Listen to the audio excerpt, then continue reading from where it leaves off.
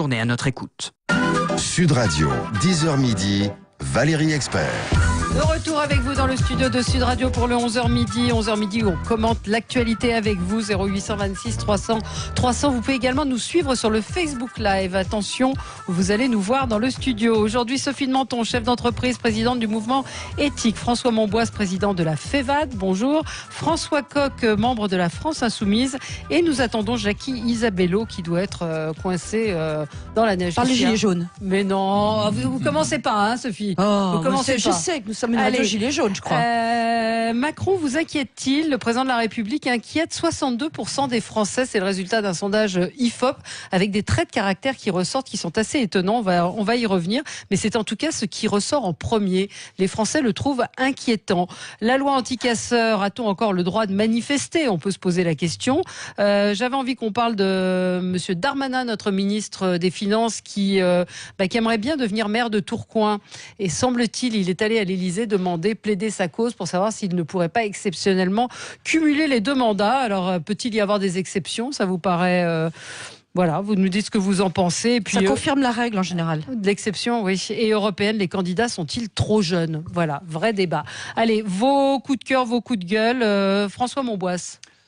Alors, vous n'êtes pas bon, il faudrait que vous décaliez un petit peu, voilà. Comme ça, le micro, voilà. Ouais. Moi, j'avais un coup de gueule sur la façon dont le gouvernement français ne soutient pas Carlos Ghosn. Ouais. Il est quand même en prison depuis 2 mois, quasiment sans avocat, sans avoir le droit de voir sa famille, sans contact. Il n'y a pas de procès équitable et on a une réaction assez molle du gouvernement français. La dernière fois que j'ai entendu le gouvernement parler de Renault, c'était pour être sûr que Carlos Ghosn ne touche pas son bonus. Il me semble que c'est pas le sujet. Là, le sujet, c'est qu'il soit libéré, qu'il ait un procès. Et puis après, qu'il soit jugé et condamné si la charge est prouvée. Alors, mais c'est la justice du Japon en même temps, oui, donc c'est le cas pour tout le monde. Oui, mais enfin, on se démène en ce moment parce qu'il y a des gens qui sont en Syrie dont on pense qu'ils ne seront pas bien jugés pour les faire ramener. Je pense que la priorité, c'est quand même de ramener Carlos Ghosn. Ouais. Ghosn, pour notre moi, djihadiste. Non, mais c'est un peu Salomon dans la Bible. Hein, c'est-à-dire qu'il a fait des choses géniales. Ce qu'il a fait industriellement, c'est absolument fabuleux. Renault, Volvo, ça n'avait pas marché. Enfin, il a fait une alliance mondiale qui est numéro 1. Après, je suis entièrement d'accord, il a pété les plombs, il a un rapport au pouvoir, à l'argent qui est pas admissible, mais ce qu'il a fait dans 20 ans, je pense qu'on se souviendra que c'était un homme d'affaires exceptionnel. Alors il est en train de s'exprimer là. Oui, mais c'est la première fois, au bout de 2 mois, qu'il a le droit de parler. Enfin, il est 2 mois sur un, je trouve que la réaction sur un du matelas avec quand même 3 bols de riz et que la France le lâche, oui, complètement. Et il y a plusieurs sujets, c'est ça le problème. C'est pour ça que la France le lâche. Il y a le sujet Carlos Ghosn, l'alliance avec le Japon et la France qui, en tout cas le Japon qui est pas content et qui est en train de réagir parce qu'ils sont très attentifs à ce pouvoir de leur entreprise Nissan. Et puis il y a le sujet abus de biens social. Qui est un sujet là extrêmement flou parce que c'est vrai que les boîtes étaient complices, c'est vrai qu'on lui donnait l'accord pour un avion où il passait, soi-disant, je ne le défends pas, hein, mais où il passait beaucoup de son temps et qui était somptueux, où il avait des endroits, des appartements, puisqu'il était dans 4, 5, 6 pays, jamais chez lui. Mais il n'y a pas eu de procès, tout ça. Non, justement, je suis d'accord avec vous. C'est ça le point. Mais donc, oui, mais pourquoi il n'y a pas de... Alors bon, les Japonais, ils ont une justice curieuse, mais voilà, on n'a rien dit. Mais surtout, si la France ne défend pas, c'est parce que, a priori, il est hyper riche, il aime l'argent, il a un peu disjoncté, on est bien d'accord. C'est pas politiquement correct de Et donc, en France, il est hors de question de se dire riche. Vous partagez, vous? Non, moi je suis assez étonné, quels que soient les mérites de M. Ghosn en tant que capitaine d'industrie, cela ne l'exonère pas d'être vertueux. Non, mais prouvons-le. Mais il n'y a pas eu de procès. Mais que je sache, la justice japonaise est en train de faire son travail à sa façon, avec les institutions qui sont les siennes. Et qui sommes-nous autres Français, pour aller dire quelle est la nature de la justice japonaise. Alors, j'ai bien entendu que vous faisiez le parallèle entre la Syrie, en termes d'état de droit, et le Japon. Bon, je trouve ça un petit peu curieux, et on est en train de tirer là des traits d'union qui sont quand même assez surprenants. Monsieur Ghosn doit être jugé comme tout un chacun, il est japonais, il est aujourd'hui placé en détention. Visiblement, il a un régime beaucoup plus dur, même si c'est la justice japonaise. Il a peut-être pas un régime beaucoup plus dur, il a peut-être le régime des détenus qui sont ceux du Japon, et nous voudrions peut-être qu'il ait un régime qui soit en rapport avec des qualités prétendues qui sont les siennes. Eh bien non, monsieur Ghosn doit être maintenant, quand même. Oui, mais par exemple, vous défendriez, vous êtes peut-être d'ailleurs, vous avez peut-être soutenu cette femme qui a été jugée en Irak, défendue par William Bourdon. Mais vous vous rendez compte des parallèles que vous êtes en train de faire entre le Japon, l'Irak, la Syrie, c'est la justice. Non, mais la justice. Quel est le prochain type de modèle qui vous Non, mais c'est la justice. C'est la justice. Non, mais c'est la justice en se disant. Mais vous voyez, j'ai fait exprès parce que je savais que vous alliez sortir ça. Bien sûr. Voilà. Donc vous êtes en train de faire des traits d'union entre tout. Moi, je crois que c'est pas une façon de très curieux, c'est que dans le journal japonais, il s'est défendu très violemment en expliquant tout ça, alors qu'on sait que pour les Japonais, il aurait eu intérêt à la jouer profil bas. Il l'a fait pendant 2 mois. Oui, mais pas vraiment. Et je trouve que c'est assez courageux pour qu'ils se battent comme ça dans un journal japonais en affirmant ça. Il doit quand même lui aussi avoir des biscuits. Juste dernière toute chose, je pense qu'il y a beaucoup de cadres qui vont y réfléchir à 2 fois avant d'être mutés au Japon. Oui, ça, alors là, on découvre. Mais c'était arrivé à un autre cadre. La justice japonaise, c'est quand même hallucinant. Il y en a beaucoup qui vont faire attention aussi en faisant du commerce en dollars, parce que le FCPA américain est juste une extraterritorialité qui est encore pire que la justice irakienne. Mais bon, ça c'est le premier pays. Non, ce qu'on essayait d'expliquer, c'est que vous soyez trafiquant de drogue en Colombie. En Irak ou au Japon, la France vous doit l'assistance consulaire. C'est-à-dire que vous êtes ambassadeur, on vient vous dire, l'ambassadeur vient vous dire, bon alors qu'est-ce qui se passe, comment on peut t'aider parce que tu es ressortissant. Il n'a pas eu le droit, là. C'est sûr qu'aujourd'hui, quand on panique parce qu'on va dire à un type qui fait peut-être partie des Black Blocs, tu n'as pas le droit de participer à une manifestation, on nous explique que la France, c'est encore pire que les pays les plus dictatoriaux. D'ailleurs, certains, je crois, ont comparé le régime de Vichy à la France. Et quand un type est en garde à vue depuis 4 mois... 4 mois on se dit, bon, voilà, c'est la justice. Je vous rappelle quand même que la justice japonaise. L'assistance à monsieur Gaulle, vous voulez dire le monsieur qui payait ses impôts aux Pays-Bas depuis 5 ans, c'est ça? Non, mais attendez, la Hollande, c'est en Europe. Mais la Hollande, c'est en Europe. C'est l'humanité entière qui doit se porter devant monsieur Gaulle. On n'a jamais dit ça. On dit que 4 mois en garde à vue, c'est vraiment sans rien, parce qu'au début, on n'avait rien, aucun élément. Ils sont en train de faire une enquête. Est-ce qu'on doit passer 4 mois en prison pour faire une enquête? Ces gens-là ont mis ce type en tôle pendant 4 mois sans rien. Non, ils ne les ont pas donnés. Arrêtez. On s'interroge par rapport à ça et on est quand même en droit de s'interroger. Vous parliez de la justice japonaise. On est toujours en train de dire la communauté européenne s'interroge sur la justice française, etc. Le manque d'indépendance. La justice japonaise, elle a été plusieurs fois remise en question par des instances internationales. Absolument. On le souligne. Et il y a plein d'instances internationales que vous ne manquerez pas de saisir dès que ça vous arrangera, qui disent que la justice japonaise a quand même des méthodes qui sont extrêmement coercitives a priori. Et que ça, nous, Français, qui avons inventé un modèle de civil law qui est tout à fait remarquable, voilà, on dit, on peut quand même, de la part de quelqu'un qui a fait des choses remarquables, quoi qu'il en soit, on peut se dire, est-ce que c'est tout à fait normal? Et en tant que Français, on a le droit de dire, bon, maintenant, lâchez-lui un peu la grappe, parce que comme il l'a dit ce matin, il se peut que dans le business, il y ait des manipulations et qu'il en soit la victime. C'est pas la première fois que ça arrive. Lisez le bouquin de ce cadre de Alstom qui a été embastillé pour des raisons géopolitiques. Et là, c'est pas au Japon, c'est aux États-Unis, c'est ailleurs. C'est de dire, voilà, on est Français, on peut protéger nos ressortissants, qu'ils soient en Colombie et qu'ils aient fait des conneries, ou qu'ils soient au Japon, on est en droit de s'intéresser à ça. Et parce qu'il est hyper riche, on s'en fout, c'est pas le sujet. Allez, on va changer de sujet. François Coq, un coup de gueule. Quelque chose qui va vous plaire encore. Moi, j'ai été... écoutez, moi, c'est un coup de cœur et un coup de gueule en même temps. Parce que j'ai vu ces derniers jours, dans l'endroit où je suis, dans le Val-de-Marne, beaucoup de réunions qui ont fleuri. Des stylos rouges, vous savez, les enseignants. De blouses blanches de l'hôpital Mont-d'Or de Créteil. Également, les robes noires des avocats. Maintenant, il n'y a plus de profession, il n'y a que des déguisements. Et oui, et tout cela ont... en commun, justement, de se battre pour le bien public.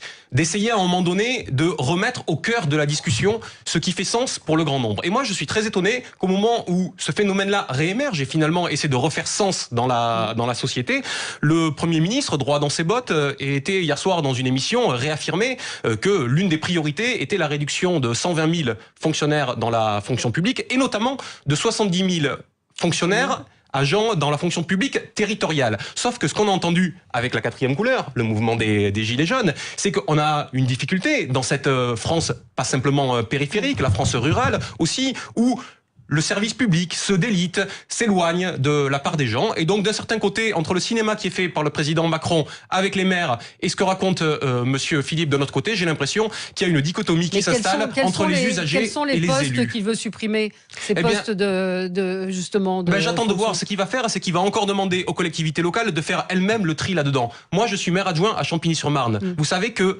le taux d'absentéisme ces 5 dernières années, pour cause de maladie, a augmenté. Oui, a augmenté de 15%. À cause de la perte de sens qui en résulte de la multiplicité des tâches des agents. Et à un moment donné... Qu'est-ce que vous faites comme maire adjoint pour leur donner du sens ? Pour redonner du sens, ça, je vous en parlerai. Je vous montrerai comment, en dégageant le privé et en faisant un puits de géothermie 100% public, on arrive à sortir de l'énergie à 30% moins cher. Comment, en dégageant le privé, on paye le public, vous m'expliquerez.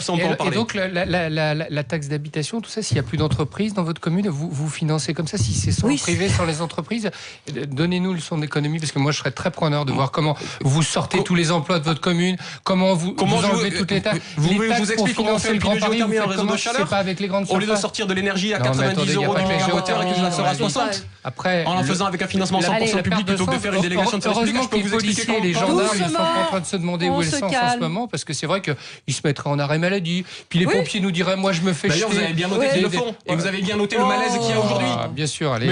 Est-ce que vous savez que vous avez déjà fréquenté une fois un policier ou un militaire dans votre en même temps depuis le début du mois de janvier? Entreprise, figurez-vous, c'est assez très élevé. C'est pas un niveau d'alerte, ça? Le niveau d'alerte dans toutes les professions, on va pas jouer les taux de suicide. Alors voilà, vous avez des coups de gueule qui sont très polémiques. Moi, j'ai un coup de cœur. Allez-y, Sophie. J'ai un coup de cœur pour les agriculteurs. Ah, pourquoi? Ça va être plus calme. Parce que ce sont des gens qui bossent plus que n'importe qui.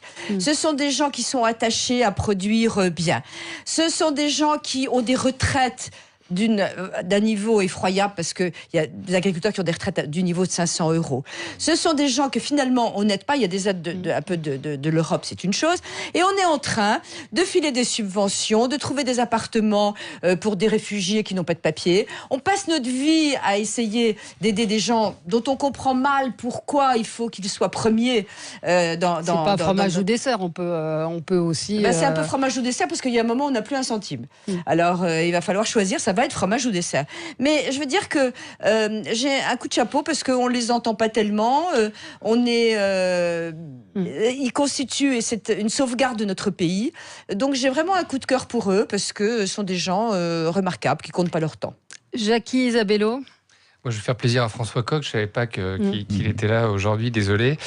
Moi, je suis stupéfait par la duplicité de la France insoumise, qui, ce matin, par la voix de M. Bernalicis et d'autres, continue de s'offusquer sur le débat des lanceurs de balles de défense, et qui est un vrai débat et qu'il faut continuer d'avoir pour savoir si on supprime cette arme ou pas. Et qui, de l'autre côté, supporte un régime qui vient de faire 40 morts dans la dernière manifestation, qui s'appelle le Venezuela, avec un président qui lui-même est un dictateur. Je me demande toujours comment on peut d'un côté dire des choses, ne pas se les appliquer de l'autre. Tout à l'heure, M. Coq disait le privé. Ce même privé qui, sous le statut auto-entrepreneur, était payé par la France insoumise pendant la campagne, ou ce privé qui, en faisant de la communication pour M. Mélenchon, fait juste son travail et facture des prestations comme n'importe quelle entreprise privée.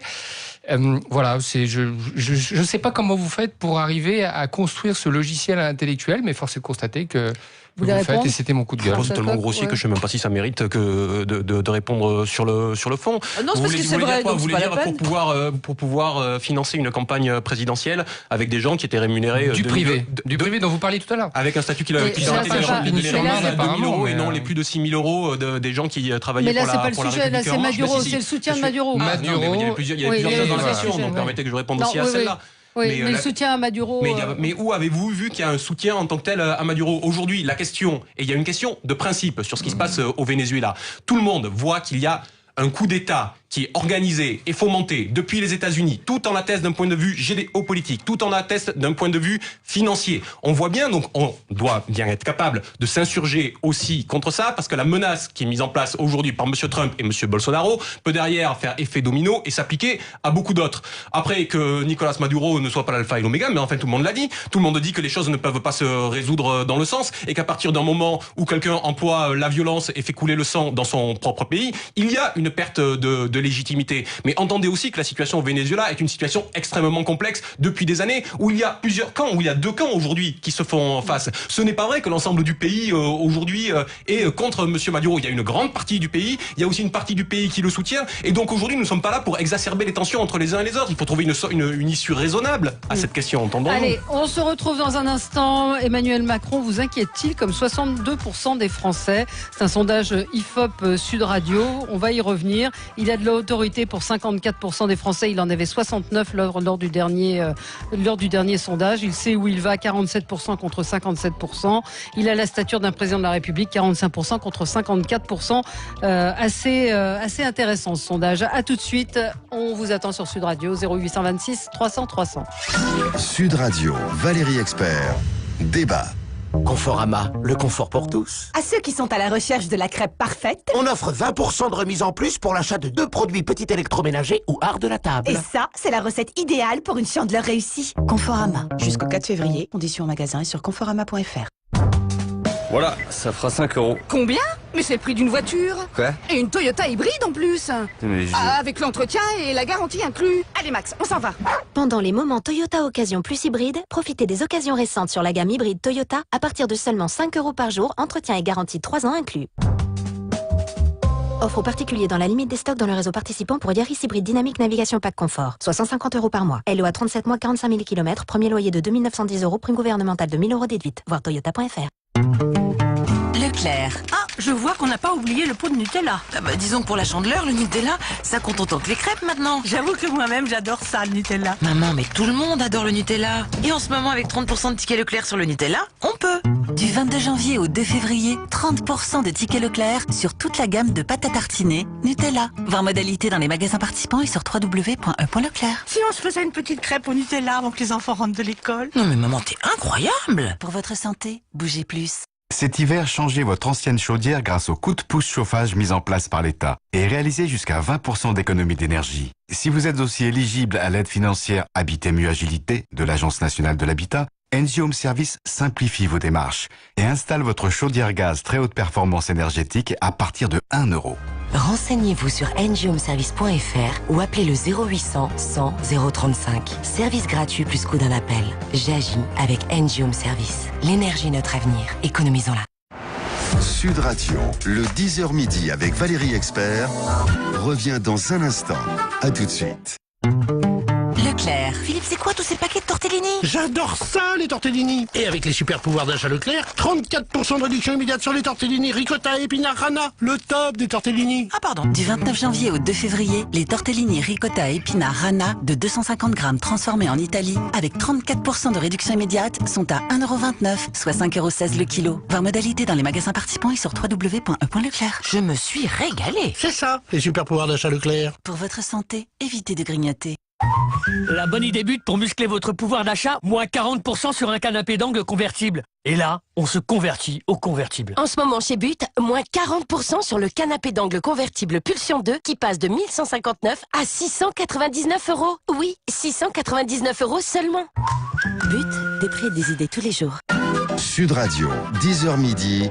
Valérie Expert. De retour avec vous dans le studio de Sud Radio. On est ensemble jusqu'à midi pour commenter l'actualité, l'interdiction de manifester le visage voilé, la loi anti-casseurs donc qui a été adoptée et puis un sondage IFOP pour Sud Radio. Juste avant, moi j'avais un coup de gueule parce que je voulais pas le faire, finalement je vais le faire parce que ça m'énerve. Vous savez que la semaine dernière, vous aviez peut-être entendu ce papier toilette qui a été retiré de chez Marks & Spencer parce qu'à la place d'une feuille d'aloe vera, certains musulmans y voyaient le nom d'Allah, donc on demandait à ce que ce soit retiré.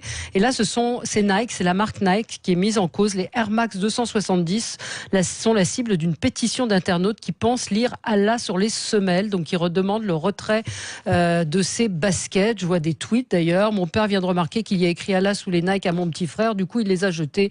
Mon petit frère est en pleurs, mais voilà, j'aime mon père. Boycottons Nike.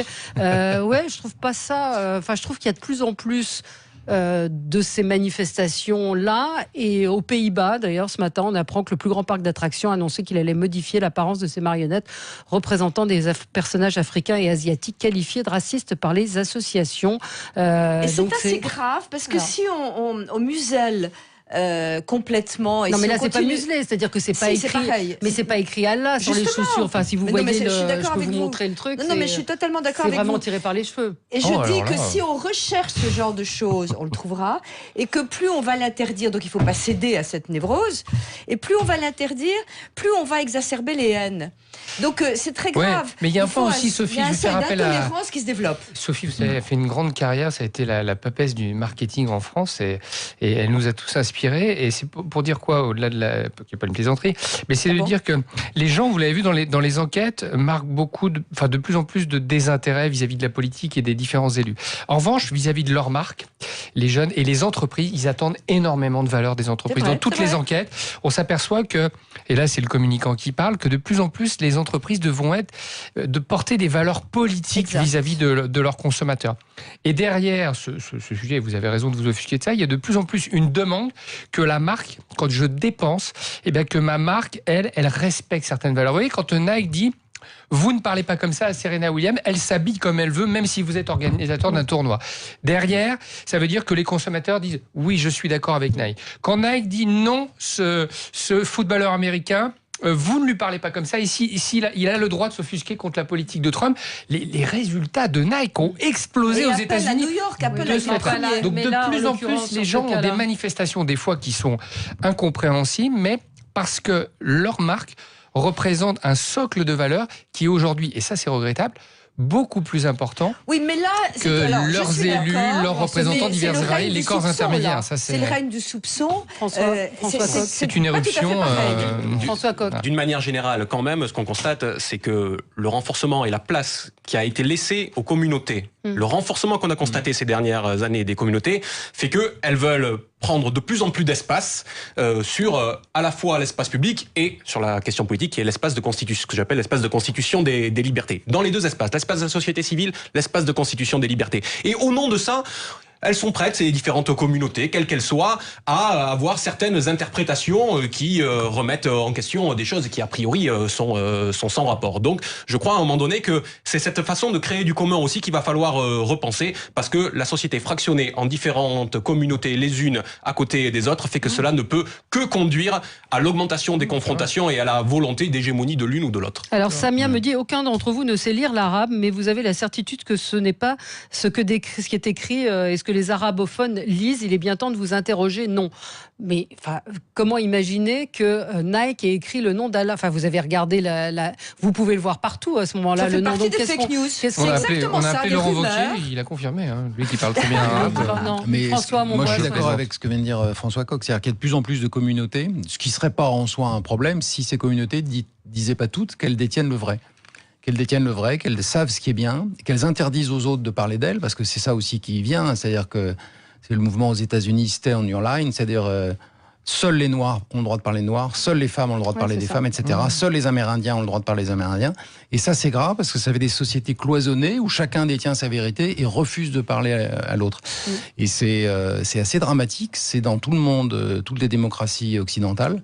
Et je ne sais pas comment on peut lutter contre ça, mais c'est un vrai problème. Qui est plus inquiétant. Mais les réseaux sociaux, ils sont pour beaucoup, parce qu'avant, il fallait lire le bouquin de Finkielkraut et dire page 185, cette phrase-là me semble être contestable, et on entraînait un débat, et les médias faisaient leur travail d'intermédiation. Aujourd'hui, avec votre portable, vous prenez une photo, vous dites là, c'est écrit Allah sur ma chaussure, c'est scandaleux.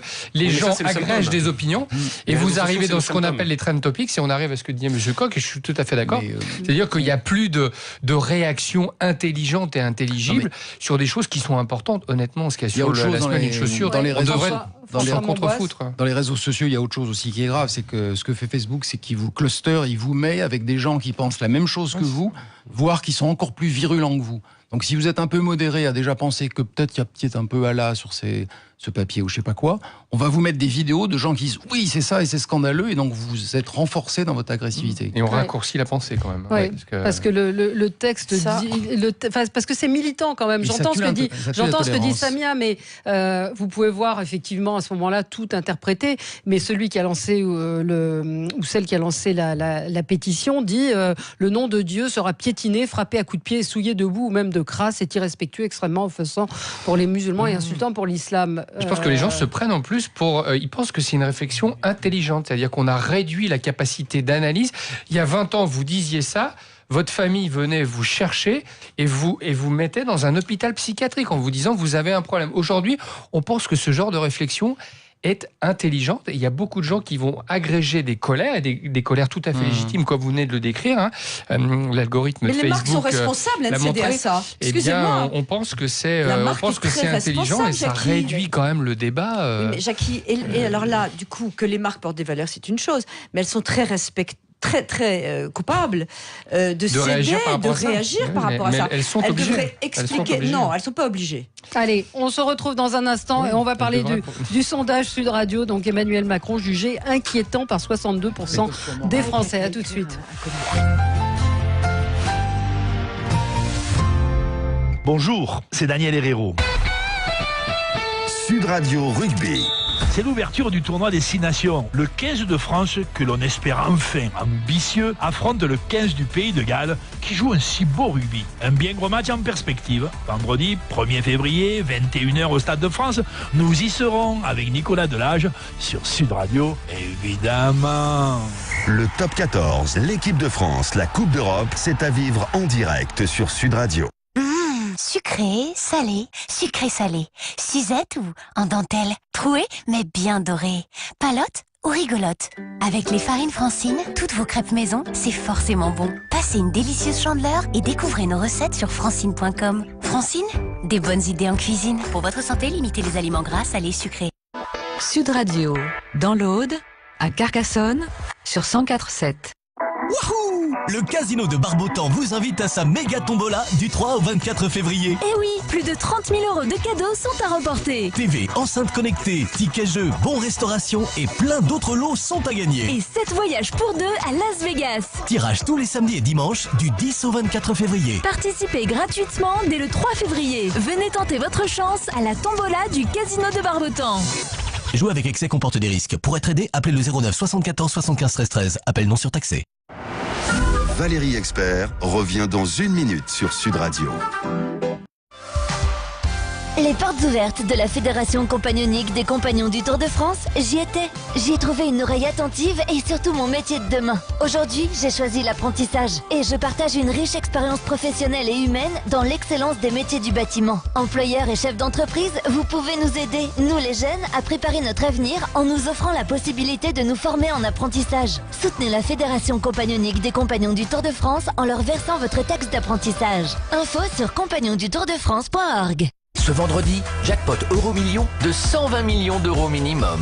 Montant à partager au rang 1 et plafonné à 190 millions d'euros. Voir règlement. FDJ. Jouer avec excès comporte des risques. Appelez le 09 74 75 13 13. Appel non surtaxé. Sud Radio, 10h midi, Valérie Expert. De retour avec vous dans le studio de Sud Radio.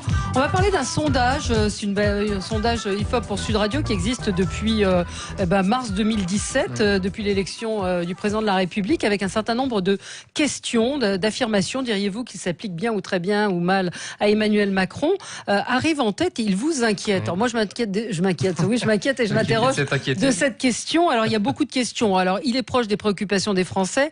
Quand le sondage a commencé, c'était 41%. Aujourd'hui, on est à 22% et ça n'a cessé de décroître. Il est capable de rassembler, on est à 26%. Il est sincère, 33%. Là aussi, ça descend, ça suit sa courbe de popularité. Il est honnête, on était à 48%, on est à 37%. Il est sympathique, 38%. Vous trouvez combien ? Là, c'était, il est sympathique, il était à 56 en septembre 2017. Il est capable de garantir la sécurité des Français, c'était 46%, on est à 39%. Il est compétent, on est passé de 54 à 42%. Et donc, il vous inquiète, c'était 48%, et là, ça augmente, c'est 62%. Un commentaire, Jackie, vous qui connaissez un peu bien les études et les sondages. Un commentaire assez technique, quand on a des hommes politiques qui sont assez peu ancrés dans la vie politique, c'est-à-dire que les gens ne vous ont pas vu évoluer avec vos hauts et vos bas, eh bien, ils manifestent des perceptions d'incompréhension et cette inquiétude est un marqueur. Pour donner un élément à Monsieur Coq, en 2012, moi j'avais fait une grosse enquête qui essayait de mesurer les valeurs de Jean-Luc Mélenchon à partir du moment où il a dépassé les 10%, ce qui était assez fort.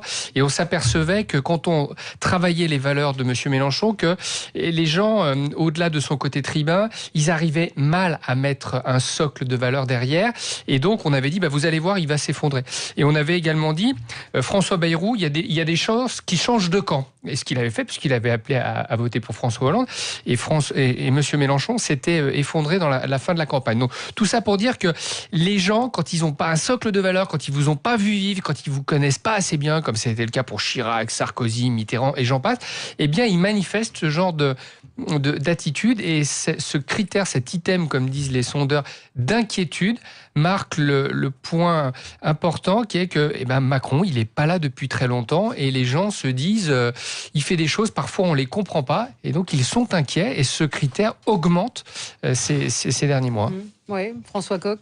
Non, moi je crois, pour revenir à M. Macron, puisque le sondage le concerne, que ce qui inquiète, c'est son incapacité, ou son refus d'ailleurs, peut-être, d'essayer de trouver une issue positive à la crise que nous connaissons aujourd'hui. Et ça, c'est ressenti par beaucoup de Français. La manière dont il pratique la politique est la stratégie du clivage. Il oppose toujours deux camps et il crée des confrontations, souvent factices. On le voit là, par exemple, dans la manière dont il instrumentalise la question de l'extrême droite à l'approche des élections européennes. On a vu comment il a essayé de mettre en place un camp contre l'autre avec les gilets jaunes. Donc cette manière-là de fonctionner, à un moment donné, on voit bien qu'elle ne permet pas de se trouver une issue favorable à tout ça. Et puis le deuxième aspect, c'est que M. Macron tient son pouvoir au fait que la politique qui est la sienne est la politique du vide. D'une certaine façon, il arrase le paysage, à la fois dans son propre camp et à la fois dans les oppositions. Moi, j'étais très frappé d'un sondage qui est sorti au tout début de l'année, qui disait que non seulement les gens ne consentent plus dans la délégation de souveraineté pour la majorité, chacun aujourd'hui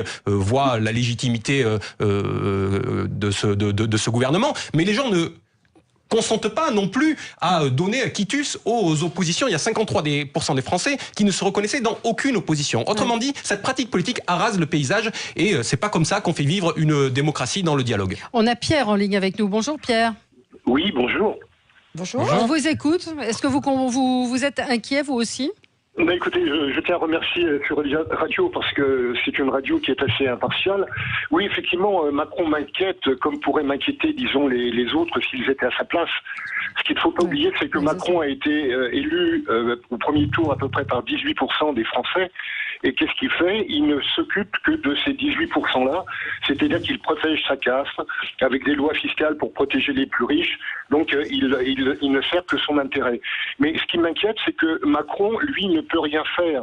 Et ce qui est le plus grave, c'est le déni de démocratie qui a été effectué depuis 2005 au niveau du référendum sur l'Europe, où on nous a complètement volé notre vote. Donc, depuis cette époque-là, Macron est lampiste de Bruxelles, comme le sera Mélenchon, comme le sera Le Pen. Il est obligé d'appliquer les règles du traité européen. Il est obligé, disons, d'harmoniser la TVA comme l'Europe l'impose.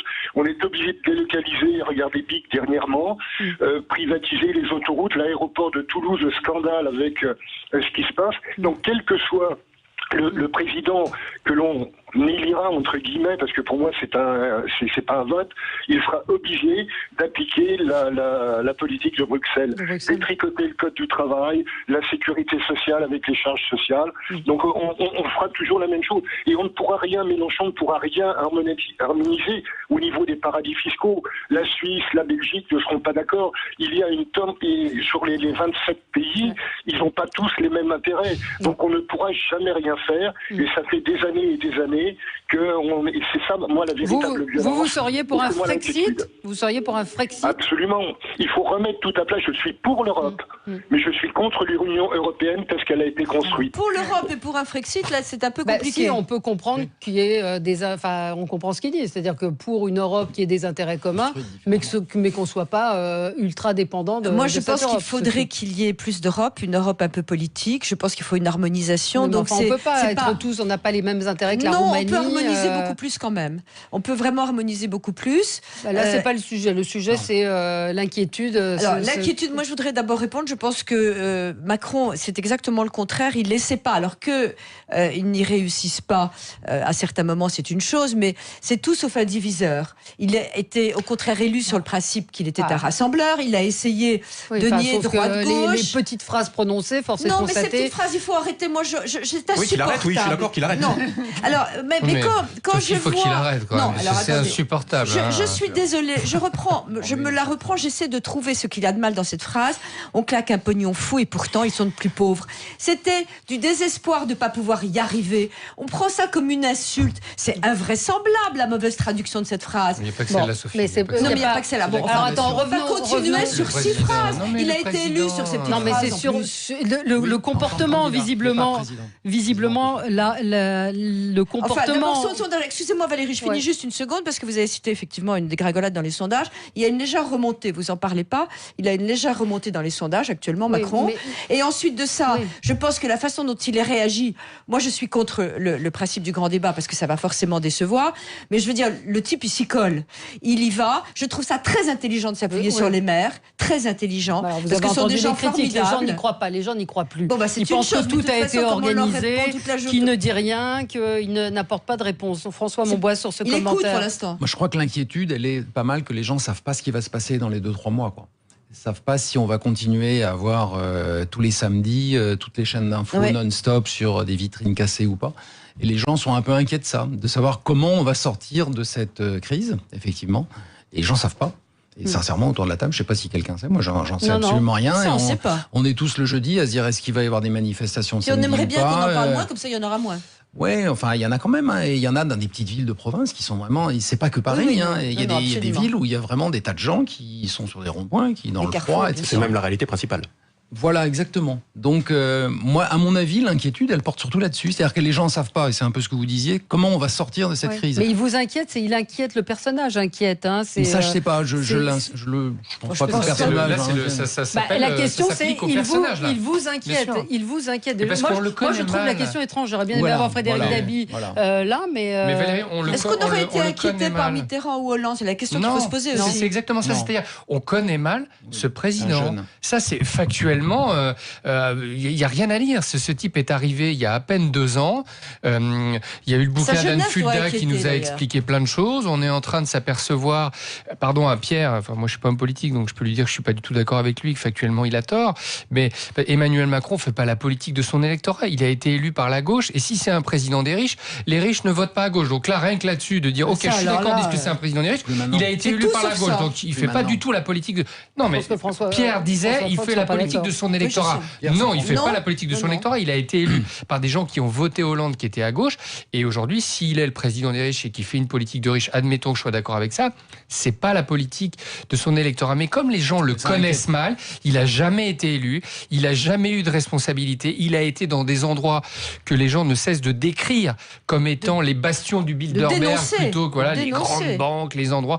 Et bien donc, les gens sont inquiets parce que dès qu'il agit différemment de ce qu'on pourrait penser comme étant l'attitude habituelle, ils disent, ils nous inquiètent. Voilà, ça n'est que ça, je pense. Oui, je pense que c'est un peu ça. Il y a un article pas mal de Dominique Schnapper, je ne sais pas si vous l'avez vu, sur lui, en disant, en fait, il est trop beau, trop successful, il a trop réussi, et on ne sait pas où il est. C'est un peu ce que vous dites. C'est le jeune premier qui arrive, on ne sait pas bien ce qu'il va faire. Et effectivement, par rapport à un Mitterrand, Chirac, ou des gens qui étaient connus, des sexagénaires, ce jeune cadre, on ne sait pas trop où il est. C'est peut-être ça l'inquiétude. Oui, Cédric nous dit ce n'est pas Emmanuel Macron le problème, mais son gouvernement, peste brune Darmanin, mouvement de beauf par Griveaux, cerise sur le gâteau, Castaner pour l'ensemble de son œuvre, manque de poids lourd, ce qui est... Il faut savoir, on veut du renouvellement, on ne veut pas avoir les mêmes, on veut des jeunes, et après on veut des vieux qui ont de l'expérience. Non, Emmanuel Macron inquiète parce que pour le coup, il est totalement à contre-emploi. Moi, j'ai entendu dans l'énoncé que vous faisiez de ce sondage qu'il y a 26% des gens qui considèrent qu'il a une difficulté, une incapacité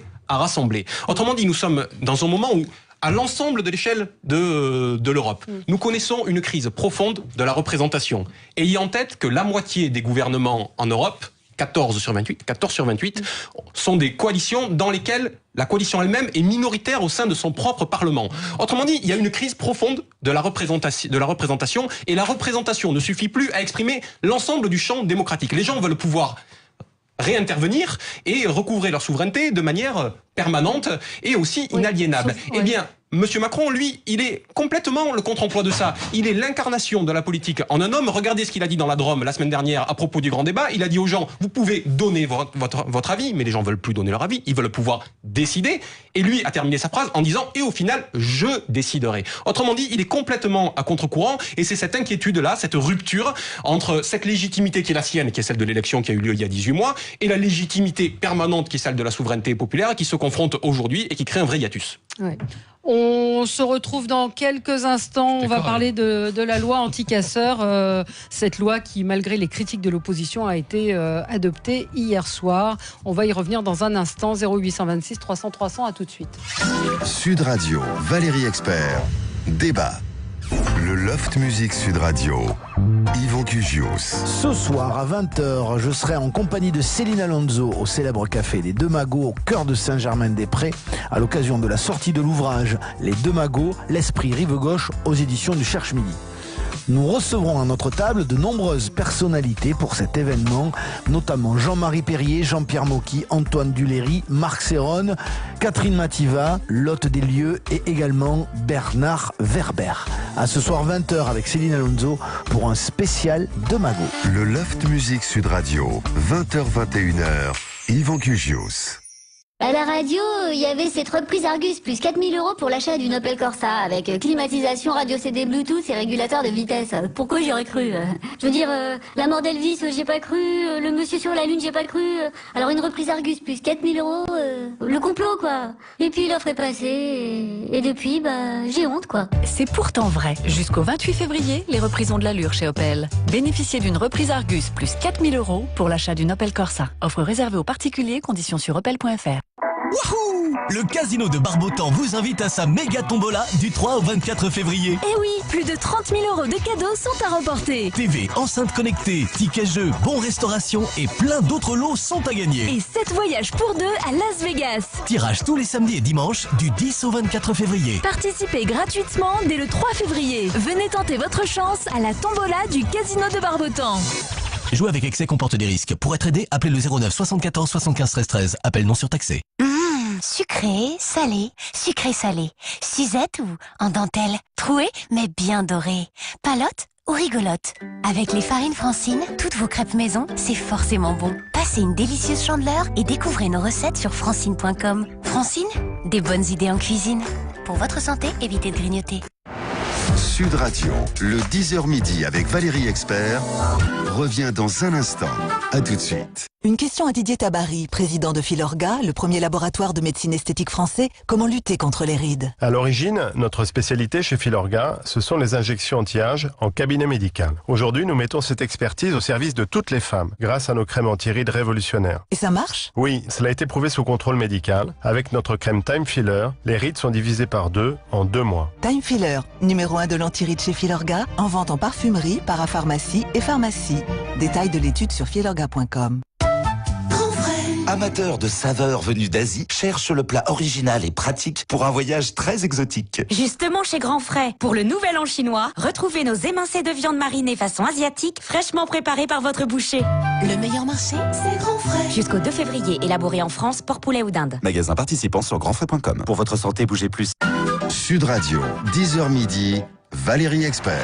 De retour avec vous, on est ensemble jusqu'à midi dans le studio de Sud Radio. Vous retrouvez, Jackie, on est à l'antenne, vous continuez à parler tout seul.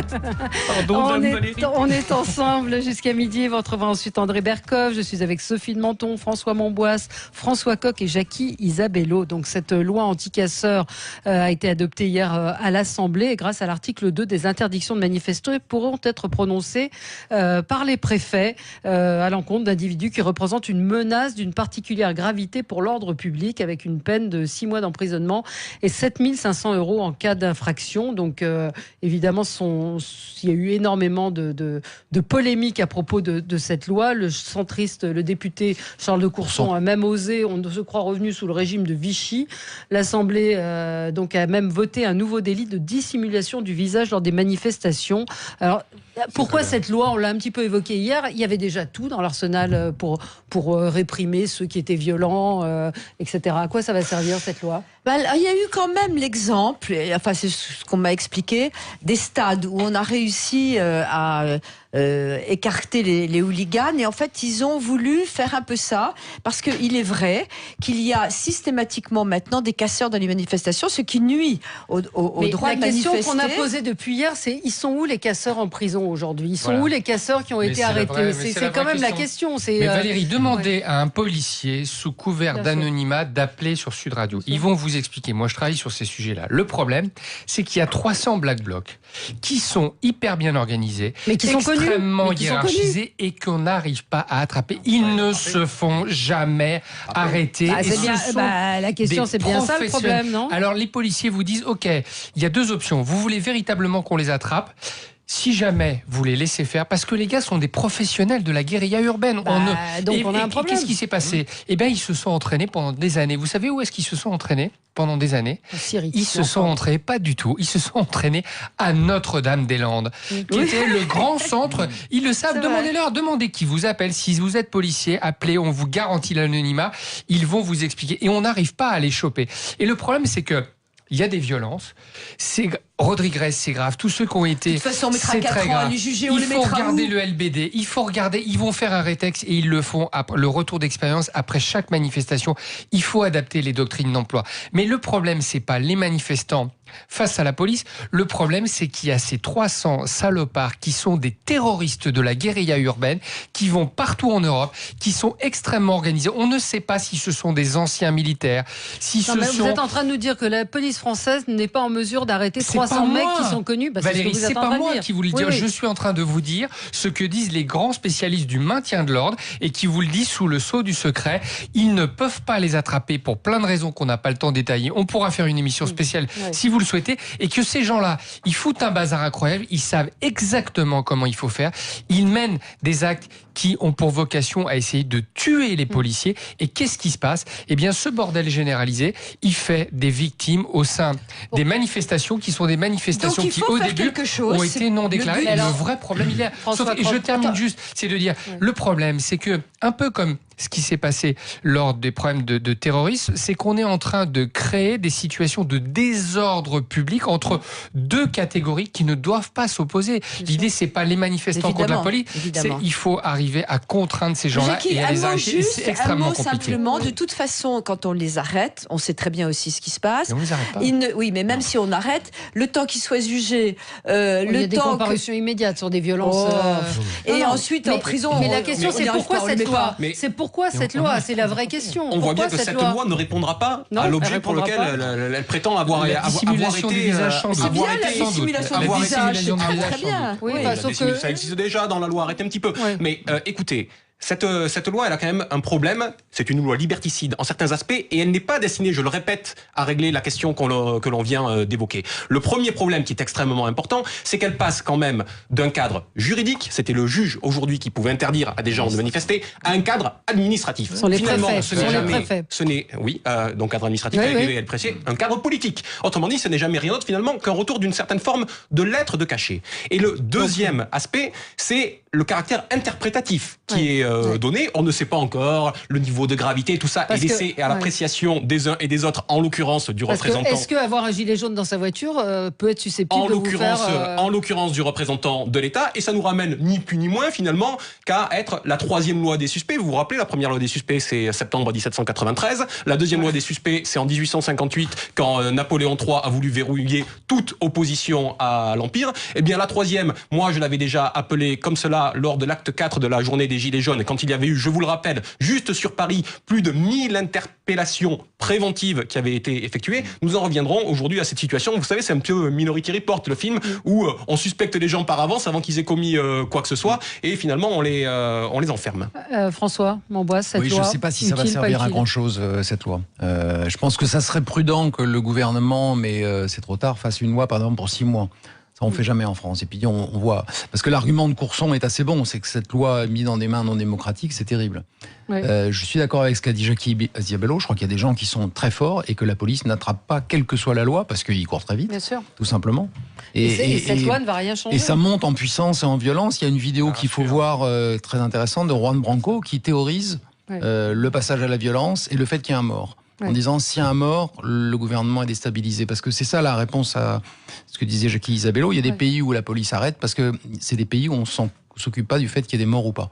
Oui. C'est-à-dire que la police peut tirer et s'il y a des victimes, la population l'admet. En France, non. Oui. Et donc la police, je n'ai pas de solution. La police ne sait pas comment attraper des gars qui courent partout. Ce qu'il faut, je pense par rapport à ce que dit Monsieur Coq, c'est que là, c'est là où je suis pas d'accord. Je suis désolé sans vouloir vous agresser, mais de dire, il faut sortir de votre rhétorique qui ne règle rien. C'est-à-dire que votre boulot, c'est de faciliter les mouvements d'opposition comme la CGT, des corps organisés qui sont là pour porter leurs idées sociales, qu'on soit d'accord ou pas d'accord, et l'élection réglera le débat.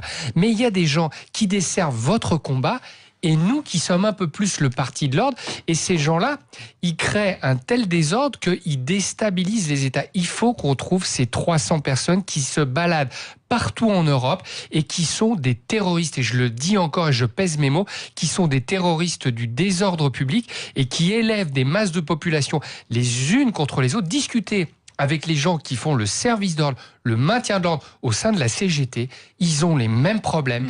Ils viennent foutre le bordel dans les manifs de la CGT. Ça crée des situations d'inconfort, des situations où les manifestants de la CGT qui viennent avec des femmes et des enfants... Les manifestations, vous mais s'ils sont rentrés, ils sont rentrés, monsieur Coq, demandez-leur. Mais ils sont venus devant la dernière fois, on les a laissés faire en 2016, vous rigolez. Ils sont venus, mais d'accord, renseignez-vous. Mais moi j'étais sur place, ils n'étaient pas au cœur des cortèges, jamais. Ils ne rentrent pas, ils n'arrivent pas à rentrer, les services d'ordre font leur boulot. Stop, on n'entend rien, ça sert à rien. Ça ne sert à rien. Je vois François qui hoche la tête, vous dites quoi ? Vous dites la même chose, c'est-à-dire que le service d'ordre de la CGT les a expulsés, les a mis devant la dernière manif du 1er mai, parce que justement ils sont hyper violents, et même le service d'ordre de la CGT n'arrive pas ces gars-là à les contrôler, donc ils les expulsent. Non mais c'est pour ça que avec les GR travaillent derrière. Excusez-moi, mais ils n'y arrivent pas, les forces de l'ordre. Attendez, quand à un moment ils vous disent « Nous on sait faire », vous savez quelle est l'alternative dans l'instruction du LBD ? La deuxième phrase, qu'est-ce qui est marqué ? C'est que le LBD est l'alternative au 9 mm. On va quand même pas revenir au 9 mm. Ça veut dire quoi ça, pardon ? Le 9 mm, c'est un pistolet, c'est-à-dire vous prenez une balle, LBD, vous êtes rappelez-moi. Le lanceur de balles de défense, c'est une arme de force intermédiaire qui est une alternative au 9 mm. C'est-à-dire qu'on dit qu'on n'est pas chez Pinochet et qu'on n'utilise pas son 9 mm. Donc c'est-à-dire que si vous enlevez le LBD, mais c'est pas le sujet d'aujourd'hui, ils seront en capacité d'utiliser leur 9 mm. Donc il faut qu'à un moment, vos services d'ordre, vos renseignements et la police travaillent pour évacuer ces gens-là. Ces gens-là, aujourd'hui, les cadres intermédiaires ont été balayés. Vous le voyez même. Vous prenez l'exemple de la CGT. Ah, c'est pas le sujet. Ah, c'est pas le sujet. Ben, à un moment donné, quand les gens cherchent des formes d'action, vous avez vu avec une désintermédiation, comme ce qui se passe dans le mouvement des Gilets jaunes. Vous avez vu que c'est un mouvement qui prend des formes nouvelles en termes de mouvement social. Ils ne déclarent pas souvent les manifestations et le reste. Les gens agissent en conséquence parce qu'ils pensent que le cadre de désintermédiation leur permet d'avoir une expression hors institutionnelle. Et ça, c'est bien évidemment lié au fait que les cadres intermédiaires, quels qu'ils soient, les organisations politiques, les syndicats, mais je suis pas en train de... Non mais c'est ça. Elle défend pas la CGT. Non mais si, il défend, il dit, les syndicats et les associations aujourd'hui sont dans une forme de déshérence. Donc on voit bien qu'on a là quelque chose à reconstruire. Il ne suffit pas de dire c'est à la CGT ou aux autres de reprendre la main. Moi, je serais d'accord qu'à un moment, quand il y a des manifestations comme ça, on impose aux gens, à minima, s'ils veulent pas faire confiance à l'État, de déclarer leur manifestation et qu'ils demande aux organisations syndicales de mettre à disposition mais c'est pas leur boulot, les pauvres. Non mais pourquoi les gilets jaunes, on essaye de trouver une solution. Non mais Jackie, la question que je voudrais vous poser, en même temps, pourquoi on n'arrive pas à les arrêter? Vous m'avez pas dit ça. Demandez aux policiers parce qu'ils sont hyper mobiles. Qu'est-ce qu'ils font par exemple? Ils vont se balader dans Paris, ils vont planquer leurs pavés, leurs acides, sous des bancs, comme dans tous les films d'espionnage. Là, le ministère de l'Intérieur a quand même développé un certain nombre de réponses de policiers de la BAC, de mecs assez mobiles. Mais quand ils arrivent place de la Bastille avec Coucou c'est nous et qui sont là, ils sont repérés. Mais ils sont 100 fois plus mobiles. La première réponse qui a commencé à apporter un début de solution, c'est les fameux DAR. Vous savez, ces groupes d'action rapide qui peuvent se lisser. Mais c'est à minima. Juste pour dire une chose. Et quand on les attrape, qu'est-ce qui se passe? On ne peut pas tolérer des manifestations non déclarées. C'est comme si moi je disais non mais attendez. On reprenait l'histoire quand même. La déclaration de manifestation, c'est quelque chose qui a été mis en place à la fin du 19e siècle et c'est une contrepartie qui a été donnée par les pouvoirs à l'époque en disant on vous autorise à manifester et en contrepartie vous nous donnez les organisateurs le trajet. Autrement dit, on peut surveiller ce qui se passe. Je dis que c'est le fruit d'un compromis et il y avait une intermédiation entre les deux. Aujourd'hui, les gens disent que le fonctionnement démocratique est à ce point compliqué que ils veulent rompre avec cela. C'est ça que dit le mouvement des Gilets jaunes. Surtout les Gilets jaunes.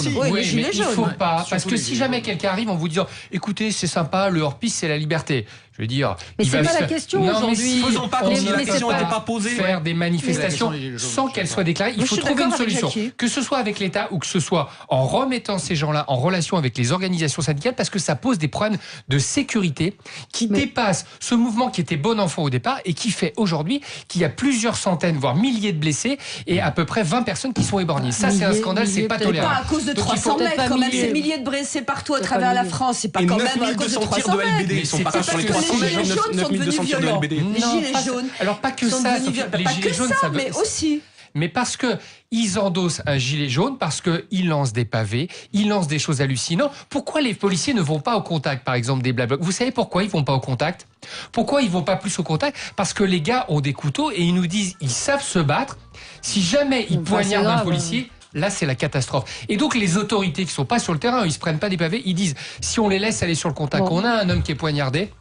Eh ben c'est terminé. Vrai, ça c'est exact. Tout le monde le dit. Bref, ça, on peut pas le tolérer non plus. C'est compliqué. Je vois qu'il n'y a pas grand monde pour adhérer à cette loi anti-casseurs qui ne réglera rien, qui met des contraintes qui sont absolument hallucinantes. Mais je pense qu'André Berkoff va en reparler. André Berkoff qui vient de faire son entrée magistrale dans le studio.